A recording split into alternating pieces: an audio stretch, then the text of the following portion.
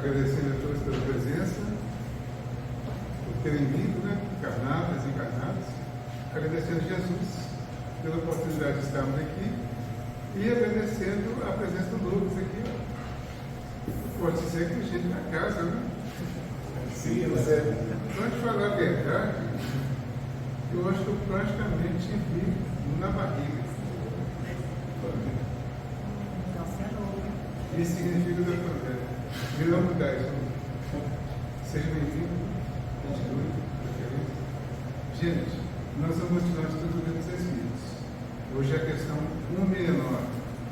E pegando o gancho do Lucas aqui, ele falou da 169, ele falou dos limites, né?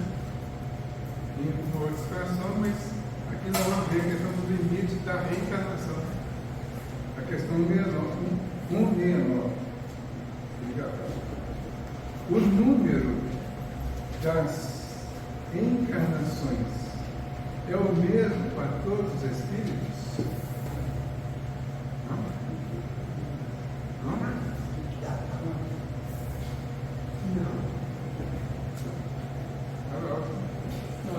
Não.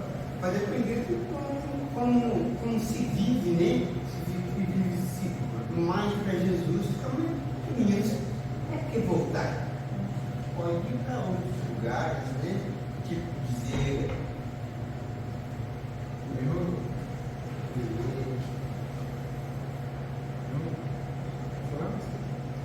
Não existe um número de reencarnações, existe um número de necessidades de estarmos aqui para cumprir uma missão que nos foi destinada aos seres criados e que não conseguimos, às vezes, fazer numa vida.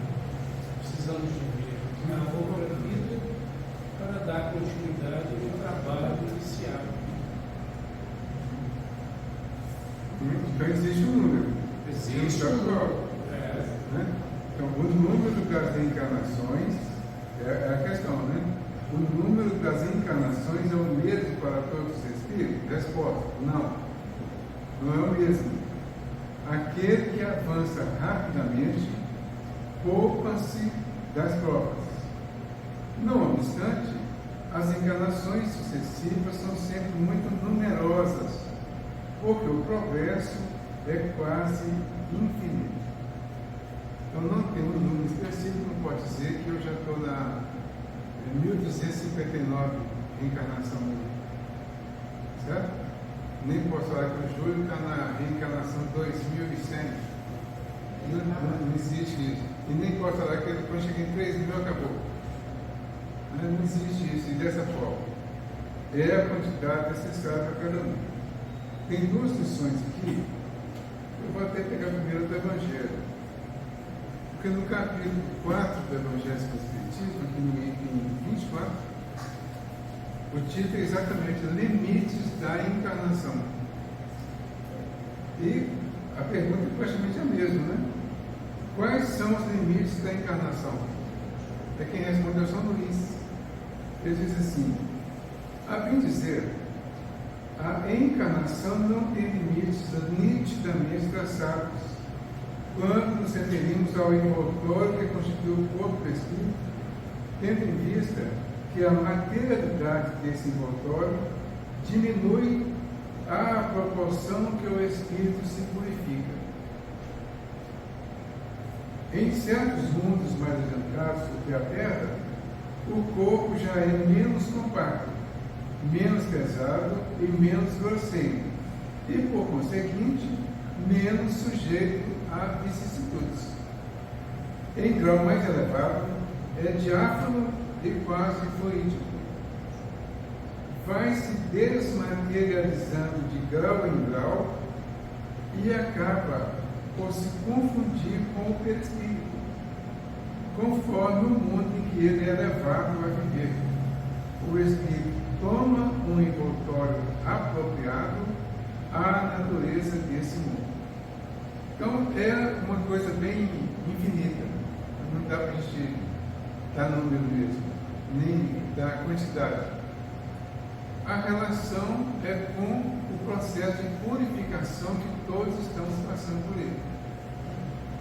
Então, é preciso que a gente passe pela encarnação, faça o melhor possível em termos de purificação dos nossos sentimentos, dos nossos comportamentos. O processo é de espiritualização. Estamos aqui num mundo bem material ainda.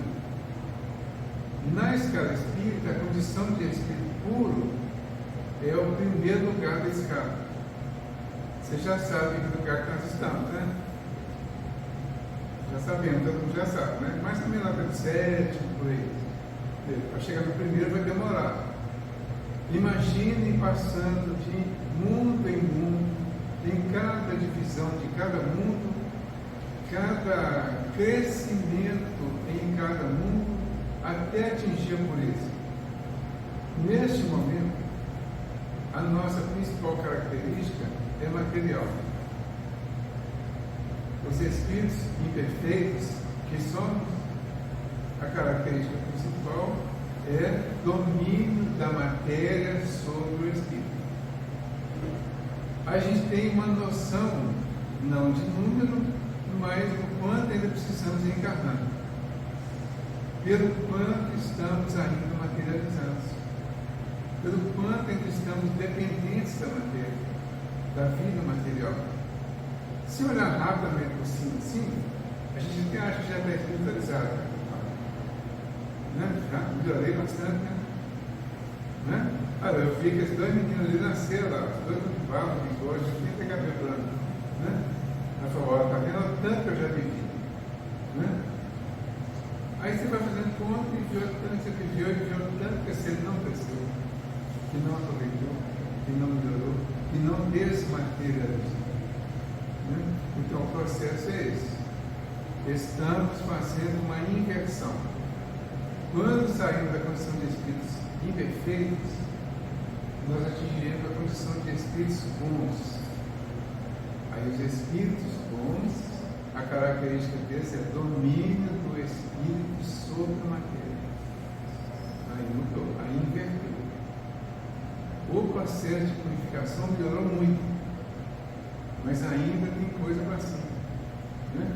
Aí nós vamos subindo, elevando, crescendo, até atingir a condição de espírito puro. Aí parou, né? Acabou nessa fase.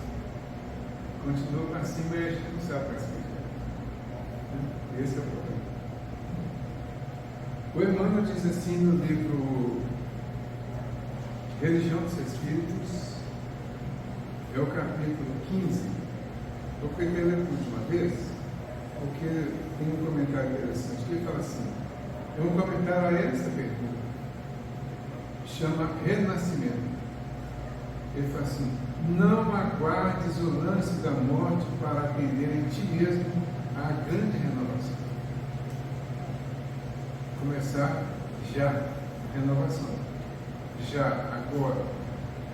Se a chama de tuas esperanças mais caras surge agora reduzida a pó e cinza, aproveita os resíduos dos sonhos mortos por adubo à nova sementeira de fé e caminha para adiante sem descer da felicidade, sem descrer da felicidade. Muitos desertam do claro escabroso em que o céu lhes permite a habitação com as leis divinas, deitando insultos como se retirassem de província infernal, mas voltarão a ele em momento oportuno, com lágrimas de tardio arrependimento, para reajustar suas disposições, quando poupariam larga cota de tempo se lhe buscassem compreender as lições ocultas. Outros muitos fogem de entes amados, reprochando-lhes a conduta e anatematizando-lhes a existência, qual se ausentassem de desapegados verdugos. No entanto, voltarão.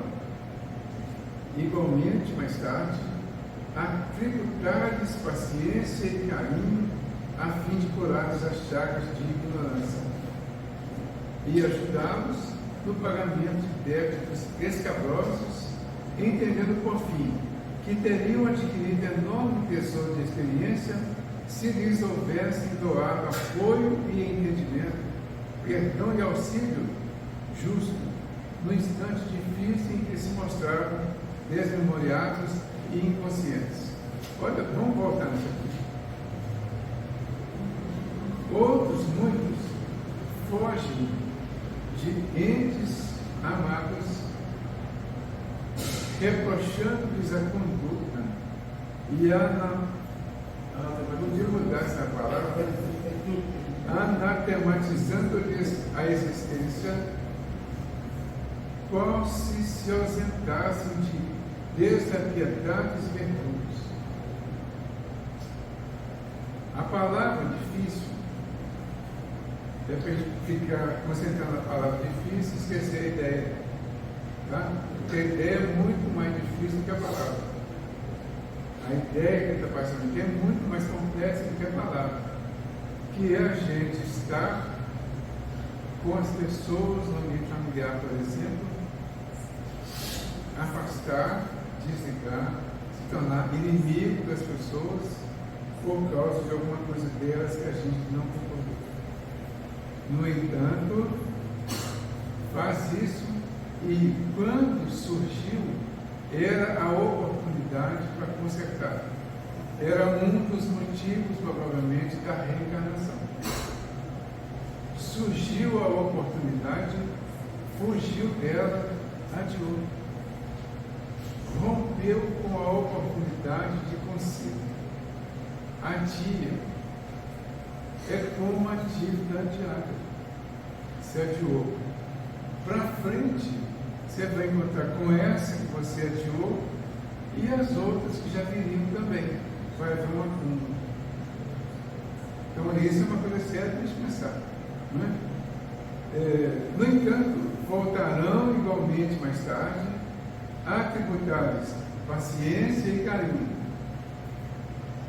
Vai voltar com as mesmas pessoas. Entendeu?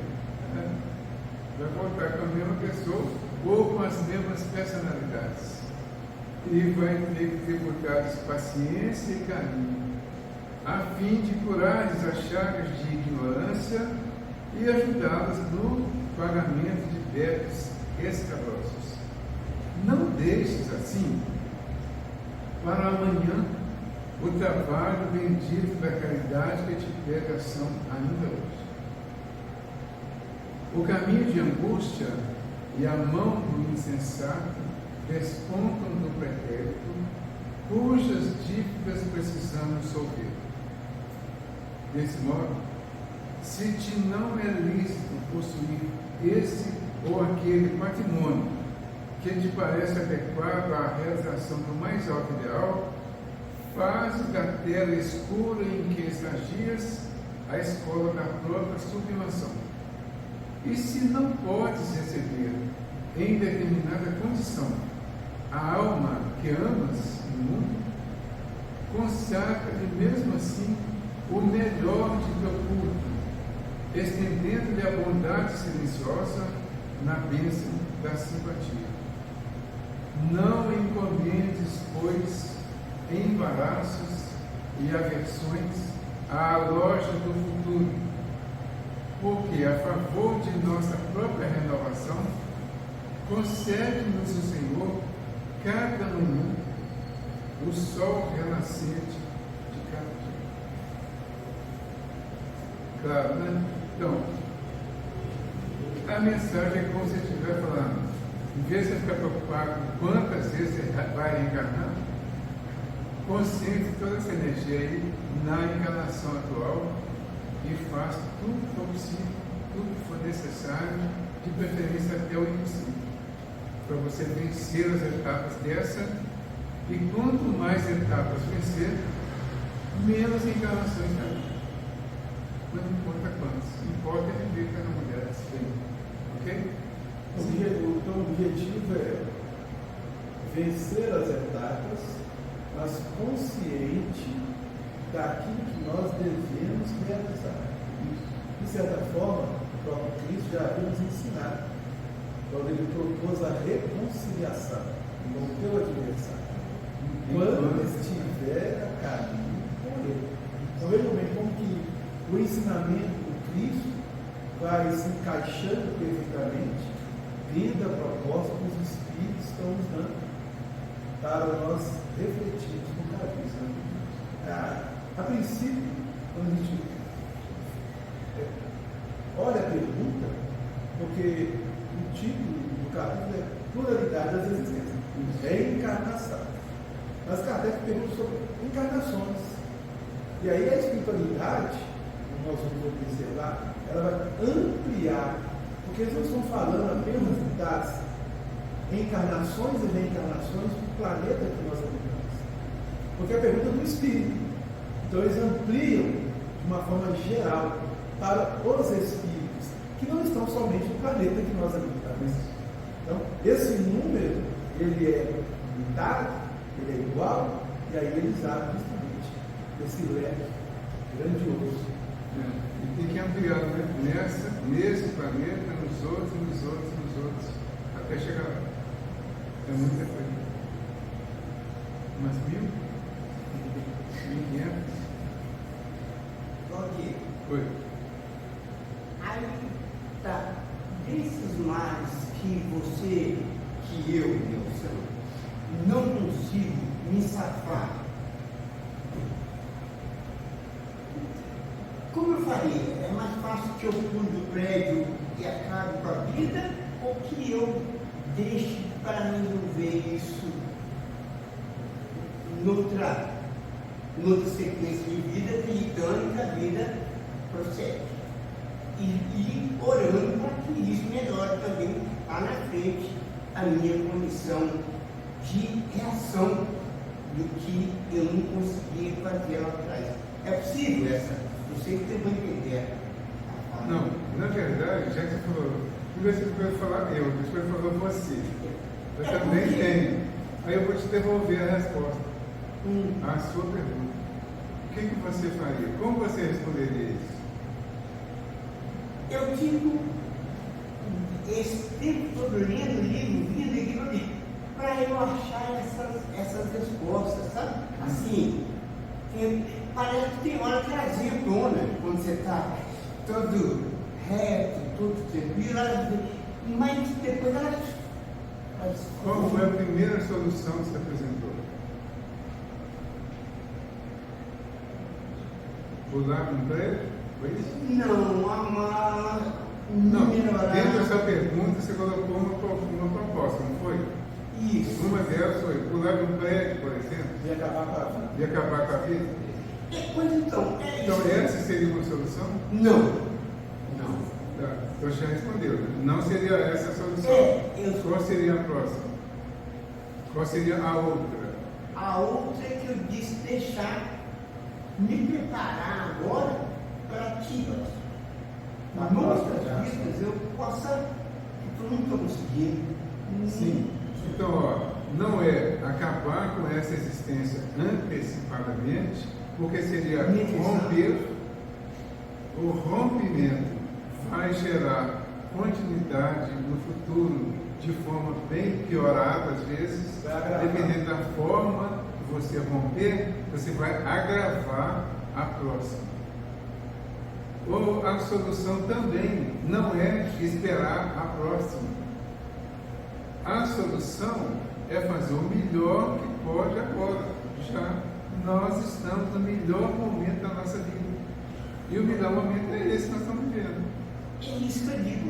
Eu não vou fazer nada assim de ruim e vou me fazer estruturar, estudar na areia, aprender, fazer o bem e tal, para que noutras vidas, quando vier, esteja melhor preparado.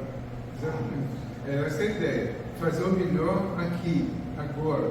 O que é o melhor para mim? O que eu consigo entender como melhor e o que eu consigo fazer desse melhor que eu entendo?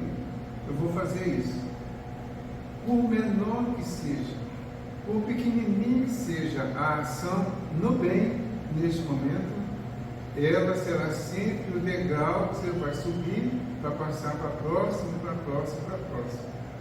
Na verdade, todos nós estamos passando por isso. Entendeu? Estamos subindo o degrau de uma escada que não tem fim, aparentemente, pelo menos. Tá? Nós vamos atingir o topo, mas precisamos subir cada um com o seu fôlego, com a sua força, com a sua condição, fazendo o melhor possível. Essa é a proposta. Esse é o objetivo maior. Voltar não é a solução. Desviar também não. Adiar também não. A solução é continuar. Sem atropelar. Sem atropelar. Isso. Subindo, sem atropelar. Subindo cada degrau, um a um, tranquilamente, até atingir o objetivo. Isso entra muito na primeira lição. Gente, Isso entra muito na primeira lição de hoje sobre a obediência e a resignação. entendeu? Ok, gente? 170. Em que se transforma o espírito depois da última encarnação?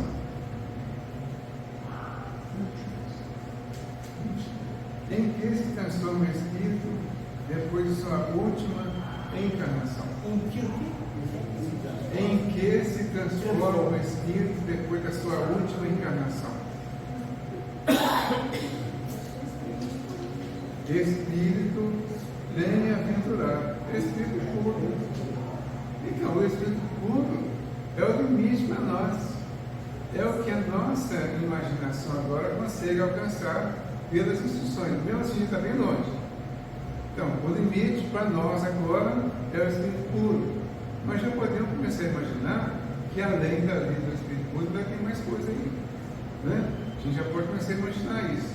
Porque a coisa não para, não vai parar. Mas essa ideia é boa. Porque se a gente está aqui embaixo, na subida da escada, nós vamos demorar bastante para chegar lá. Isso significa nós vamos aprender muito ainda para chegar lá. E quando chegarmos, teremos uma visão completamente diferente da que temos hoje. Quem chegou aqui no cantinho, no Espiritismo, no Evangelho, um dia desse aí, há 50 anos atrás, 60, por aí, sabe hoje, fazendo uma comparação, o que ficou para trás, quanto melhorou, pelo menos em termos de conhecimento, de entendimento e até de realizações ainda pequenas. Certo? Todos nós já temos essa avaliação dentro de uma existência fortíssima. Por quê? Para a vida infinita, esses aninhos que a gente fica aqui é quase nada. Né? Mas a gente já tem uma noção do quanto melhorou, do quanto mudou daquele momento até agora. Agora imagina de agora até a condição de espírito puro. Né? O que é que Jesus diz no Sermão da Montanha? Né? Bem-aventurados puros de coração, porque eles verão a Deus. O que é que nós estamos fazendo aqui ao longo da nossa evolução? Buscando o entendimento de Deus através da lei de Deus que ficou para nós e que já foi revelada até agora de 3 formas diferentes. Se a gente pegar a primeira revelação da lei de Deus, que veio através de Moisés, ela tinha uma estrutura intelectual, moral, ela chamava atenção para determinados detalhes, que depois Jesus veio e acrescentou mais, e agora vem a doutrina espírita e acrescenta mais em termos de entendimento do que Jesus acrescentou, porque ele mostrou o outro extremo. O Moisés mostrou um extremo, o princípio, vamos dizer assim, a parte mais material, né? A justiça. Jesus veio e mostrou o outro extremo, o amor. O Espiritismo vem no meio. Razão. e vem mostrar a ligação entre o princípio e o fim. Entendeu? O Espiritismo vem com a mediunidade, vem. Mediunidade é meio intermediário. Então ele vem fazer uma intermediação entre o Moisés e Jesus, entre o ensinamento trazido por Moisés e o ensinamento trazido por Jesus, porque ele veio nos explicar, nos ensinar como entender mais claro e amplamente o ensinamento de Jesus, o Evangelho de Jesus. Os conceitos que a doutrina espírita trouxe para nós estão facilitando o entendimento do Evangelho. Né? Então, quando ele fala aqui, por exemplo, Espírito bem-aventurado, se a gente voltar lá no Evangelho de Jesus, então, o Sermão da Montanha, nas bem-aventuranças, aqui ele está falando de final, bem-aventurado, final. Jesus ele falou bem-aventurado no início, talvez para nos incentivar a buscar a felicidade que pode ser alcançada. Ninguém alcança a bem-aventurança sem percorrer o caminho de construção dela. Certo? Quando você inicia esse entendimento, ele começa lá, por exemplo, bem-aventurados, pobres de espírito, porque deles é o reino dos céus. Tá? Então, o pobre de espírito será bem-aventurado a partir da conscientização da sua pequenez ainda e a partir do início de uma transformação do orgulho que vinha trazendo para a humildade que vai sendo construída para a ascensão às outras virtudes. A felicidade só vem a partir dessa construção. Assim são todas as bem-aventuranças. Elas resumem todo o Sermão da Montanha. Pode resumir todo o ensinamento de Jesus nas bem-aventuranças. Como que nós chegamos a esse entendimento agora? Vem o Evangelho do Espiritismo e vai lá no capítulo 7, né? Tem lá a pergunta lá, o que se deve entender por pobre de espírito? Antes ele não tinha essa pergunta, também não tinha essa resposta assim com a clareza que é hoje. Hoje nós sabemos a resposta. O que se deve entender por pobre de espírito? Bem resumidamente, o pobre de espírito é o humilde, é o simples, é aquele que entendeu o quanto ainda está pequeno e que precisa crescer. A doutrina ensina isso para nós. Nas leis morais trabalha um pouco, nas leis morais está a terceira revelação, né? Mas no desdobramento do Evangelho do Espiritismo, que está também uma abertura mais específica dessa parte. Por isso, nós temos que estudar o Evangelho do Espiritismo, temos que estudar o livro dos Espíritos, tem que pegar as leis morais na terceira parte, estudar e buscar o correspondente do Evangelho. Nós vamos achar tudo aqui. A correspondência dos assuntos que estão lá no Evangelho do Espiritismo. A gente vai estudando, vai fazendo os links, né? E vai entendendo mais profundamente o Evangelho de Jesus. E vamos descobrir que o amor que Jesus ensinou está lá no pico da evolução. E a doutrina pegou um ponto inicial e fez a ligação com o ponto final. É a porta, nós vamos passar por ela e atingir o nosso objetivo final, a bem-aventurança, a felicidade. Sim, João? Então, alguns anos atrás, sem esse conhecimento, fazia isso uma colocação totalmente errada. Vamos estudar aquela pessoa que não tem perspectiva, não sabe nada, não pode fazer nada. Ela está achando mais ou menos esse ponto. Isso é um pouco assim. O conhecimento que ele entendeu, eu sempre uso e gosto, até sempre repito isso, tradução do Testemunho de Jeová, para mim ela já é clara nesse sentido. Porque a tradução dele diz assim: felizes os cônscios das suas necessidades espirituais. Ao invés de bem-aventurados os pobres de espírito, eles puseram assim. Eu acho que essa proposta aí ficou claríssima. Mas a gente só vai entender realmente com a ajuda da doutrina. Porque nós vamos ter que entender a questão da consciência da realidade. A consciência em termos de assimilar o ensinamento e vivenciar. Consciência não é só saber. Saber todo mundo sabe. Conhecer todo mundo sabe. Ter conhecimento, ter noção da coisa, todo mundo tem. Mas é muito comum, mais do que a gente imagina e quer perceber, o quanto nós somos contraditórios em relação ao conhecimento que já temos. Nós contradizemos ele a todo momento. Isso. Está. Então, enquanto estivermos contradizendo, nós ainda não estaremos conscientes. Aí vem a Joana de Ângeles, trazendo, especialmente na série psicológica, ela tem várias mensagens nas 16 obras, 16 livros da série psicológica. Um dos principais chamamentos dela é exatamente para a consciência. Nesse sentido, consciência no sentido de agir de acordo com aquilo que você sabe. Então, é um passo além do conhecimento. É o passo que nós estamos procurando dar e vamos chegar lá.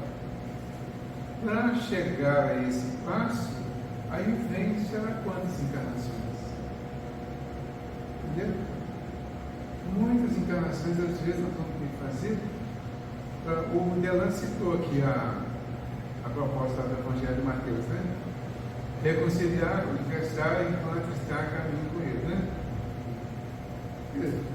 De cara, a gente já coloca o motivo da reconciliação com o adversário, o inimigo, certo? Reconciliar com o adversário enquanto está a caminho. A gente às vezes nem pensa nisso, nem imagina isso, essa possibilidade, né? Aí, ele, na sequência, né, ele fala assim: para que o adversário não te entregue ao juiz. O juiz não te entregue ao oficial e ele não te coloque na prisão, reencarnação, porque de lá não saireis enquanto não pagares o último sentido. Quantas idas e vindas nós vamos fazer para desenvolver esse processo? Aí a doutrina vai trazendo para nós, né? O que é o juiz? O juiz é a consciência. A nossa consciência vai mostrar para nós que o nosso principal inimigo somos nós mesmos. O principal inimigo do homem está na sua casa mental. É o principal inimigo. Chegou no plano espiritual, se livrou da influência da matéria, se libertou um pouco, a consciência vem. Aí você tem uma capacidade de análise muito mais clara da sua realidade, dependendo, é claro, da condição de chegar lá, né? Não é todo mundo também não. Aí tá, vem essa lucidez. Na lucidez do plano espiritual, foi: nossa, eu fiz isso, eu fiz assim, eu fiz assim. Aí você acha assim, né? Estou cheio de amigos no plano espiritual, né? Essa quantidade de espírito que a gente conversa aqui, deve ter uma meia dúzia de amigos lá, né? Aí você chega lá, eles estão totalmente distantes. Os amigos que seriam amigos mesmo estão distantes. Você vai colocar lá os inimigos. Tomara que não, né? Mas a tendência pode ser essa. você vai encontrar os inimigos, porque eles é que vão refletir a sua realidade íntima, porque a sua consciência vai te mostrar. Aí a sua consciência, que é o juiz, vai te levar para quem? Os oficiais de justiça, né? São os espíritos responsáveis pela organização das nossas próximas reencarnações. O que eles vão fazer? Vão analisar o nosso passado, as nossas encarnações passadas, vão trazer à tona a nossa realidade e vão nos chamar para aqui. Olha aqui o que você fez errado. Olha aqui o que você não fez, porque foi convidado, teve toda a assistência, toda a oportunidade e não fez. Olhe para quantos inimigos você manteve, quantos você teve. Isso proporcionalmente em relação aos amigos que você acha que construiu é muito maior. Qual a solução? Te jogo lá na prisão. Onde é a prisão? O corpo físico, a reencarnação, a nova encarnação. Com o quê? Uma programação para você consertar algumas daquelas coisas que te apontou lá e que são mais urgentes. Aí a gente vem com as pessoas, com as situações, com as facilidades, dificuldades, todas relativas à nossa necessidade. Isso tem tanta lógica, né? No segmento disso, o Cristo ele abre, como coloca em Moisés, ouvistes foi dito aos antigos. Aí vai colocar para o Senhor do que é estudado, no capítulo anterior ao 9, capítulo 8, falando acerca do Evangelho, mas mostrando depois disso, se nós permanecermos ainda alterando o pensamento, o sentimento, ele coloca para nós as nossas encarnações. Se teu olho te servir de queda, arranca, lança fora de ti. Deixa melhor entrar na vida sem morro, porque ser lançado no fogo. E aí vai explicar. Entendeu? Está tudo escrito, está tudo no Evangelho de Jesus, está tudo explicado no Evangelho do Espiritismo. E agora nós estamos entendendo. Então, como você vai entrar na encarnação? Você usou mal o seu corpo, você detonou o seu corpo. Você passou a vida toda justificando a bebida. Você passou a vida toda justificando os vícios. Contrariamente ao que você estava aprendendo. Ele está falando para mim, tá, gente? Não é para vocês, não. É para mim, tá? Eu estou ouvindo vocês. É para mim. Entenderam? Aí ele falou assim, olha só, você detonou seu filho. Você não vai ter filho agora para a próxima existência, não. Já vai nascer com ele doente. Vai nascer com cirrose. Você detonou seu pulmão. Você vai nascer agora lá com o pulmão detonado, daqui a alguns anos você vai ter câncer no pulmão.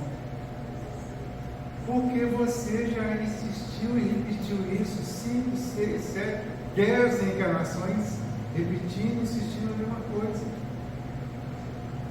É nesse nível que a coisa vai aparecer para nós. Não é ameaça. Isso é uma realidade. A gente está vendo aqui, como o Belan citou aqui, ó, se o teu olho é motivo de escândalo, arranca, e ele vai ser arrancado lá. Você vai nascer sem dedo, sem audição, sem a perna, sem o braço, sem o material, o instrumento, o órgão que for motivo de ser escândalo. Aí você vem para a reencarnação, renasce, com uma dificuldade a mais, né? Hoje a gente está tranquilo, né? Saudável. Penso muito nisso, sabe? Principalmente questão de saúde. Penso muito nisso, sou muito grato pela saúde que eu tenho, sempre fui. Tenho feito o possível para manter. Acho que está acontecendo de uma certa forma, né? Mas quantas vezes a gente já teve a oportunidade de detonar a saúde? Eu já tive. Já detonei minha saúde em determinadas épocas.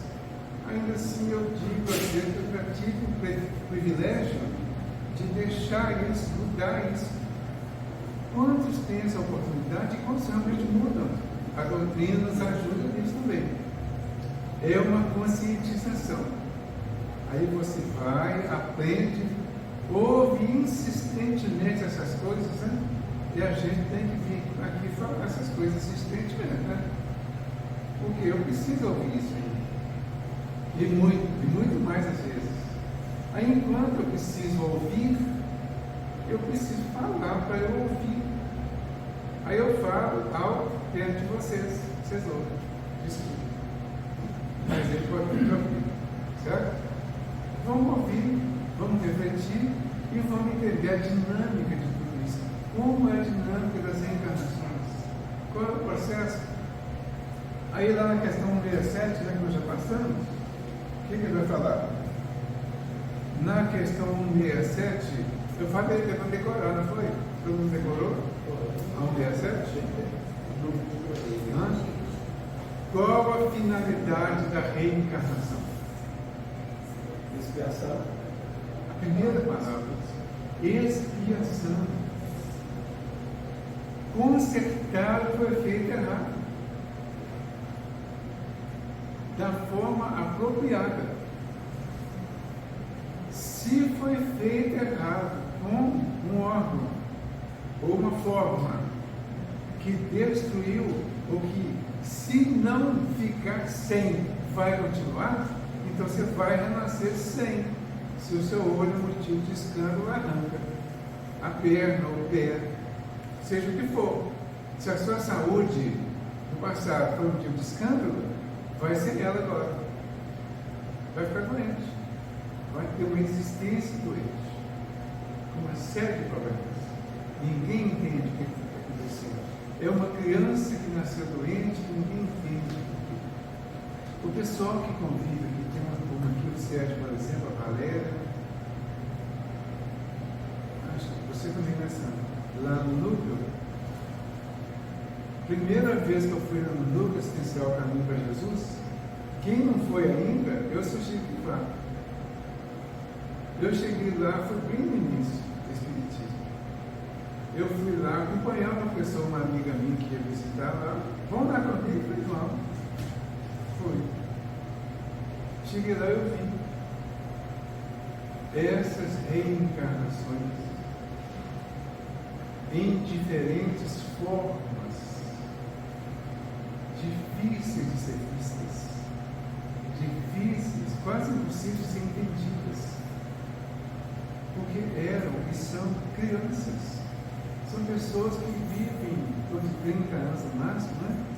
Dificilmente chega a isso. São crianças. Depende de como vai ser. Lá no Lafran, por exemplo, nós temos lá para 42 anos. 42? Mas é raro. É raro chegar no lugar dessa. Chegar mais raro no Lafran, eu acho que eles vão ter uma sobrevida até lá. Nós temos uma criança lá, já até, sabe, com 28 anos. Ela foi internada de sábado, de sexta passada, com 3 paradas cardíacas. Tá lá, chama Paloma, 28 anos. Você vê o estado dela, e ela tem convulsões quase todos os dias, durante 28 anos. E ela só respira com a aparelho. 28 anos nessa situação. Você está lá, firme e forte. Quando muitos estavam, que você olhava assim, não, ela vai primeiro. E ela não vai, ela fica e os outros vão. Então é isso, entendeu? A gente precisa, às vezes, ver isso mais diretamente, em um momento assim, mais particular, para entender o que ou como poderemos estar na próxima encarnação se não mudarmos determinados comportamentos nessa. É preciso ver isso. Agora tem uma coisa interessante, Lógico. Pergunta se algum deles quer sair daquela existência. Então, eles estão ali no impedimento de fazer muita coisa pior. Eles não querem. Eu brinco com eles assim. Você já pensou que você vai sair? Não, eu quero ficar aqui, não quero. Eu quero. Mas é claro que você quer ficar aqui. Você tem tudo bom e do melhor. É uma oportunidade de aprendizado, né? É transitório aquilo que o dia que eu fui, eu já estava trabalhando, deixar a bebida, mas eu fui visitar o pai de uma amiga minha. Ele estava lá na Hospital da Previdência. Nós chegamos na hora que ele estava sendo preparado para ir para mais uma cirurgia. Então ele estava praticamente pelado lá na cama ainda, e o enfermeiro lá fazendo os preparativos para levar para a cirurgia. E ele tentando, assim, na barriga dele, ele tentando juntar a pele assim, fazer alguma coisa para que a pele ficasse junta. Aí ele mostrou para nós, assim, olha aqui, está tudo podre, está podre, costura, rasga tudo, não fica, não se cura. Sabe por que isso?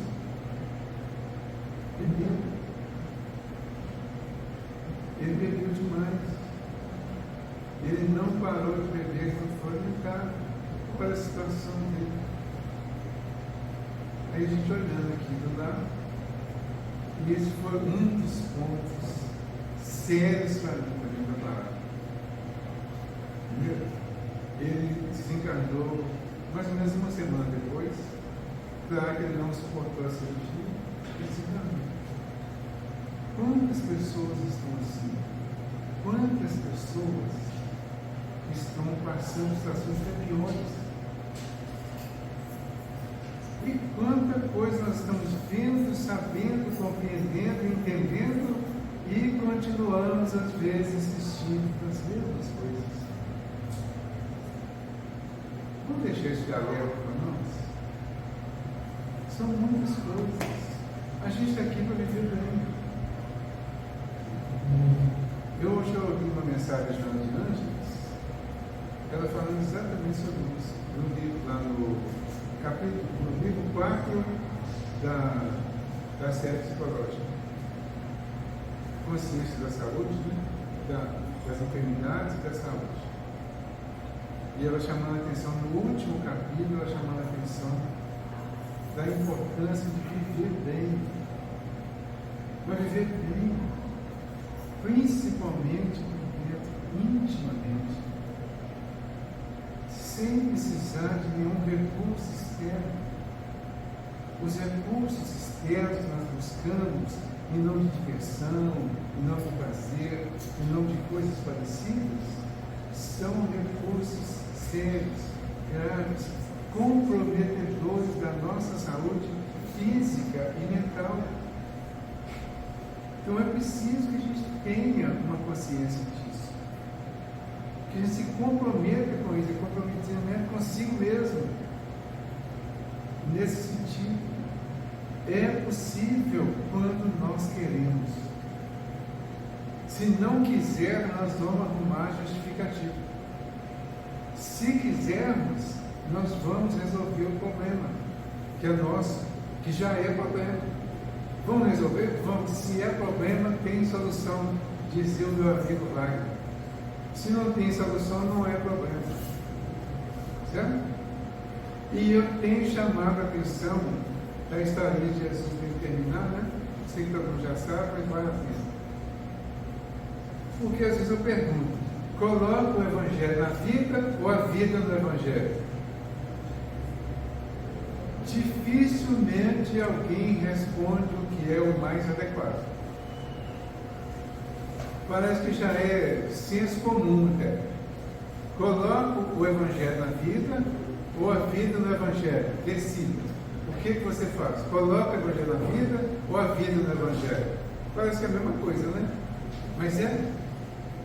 Aí eu ilustro para a gente decidir. Um homem embriagado chega diante de um outro que estava estudando a Bíblia, o Evangelho. Um pregador chega para ele embriagado e diz: eu bebo porque Jesus bebia. Aí o outro fala: Jesus bebia? Ele fica admirado. Ele fala: vou te provar. vai lá e pega a Bíblia. Ah, aqui, as bodas de cana. Está escrito na Bíblia isso mesmo, tá? As bodas de cana. Nesse dia aqui era um casamento. Jesus transformou água em vinho e bebeu tanto nesse dia que ele saiu pela rua perguntando quem é minha mãe e quem são meus irmãos.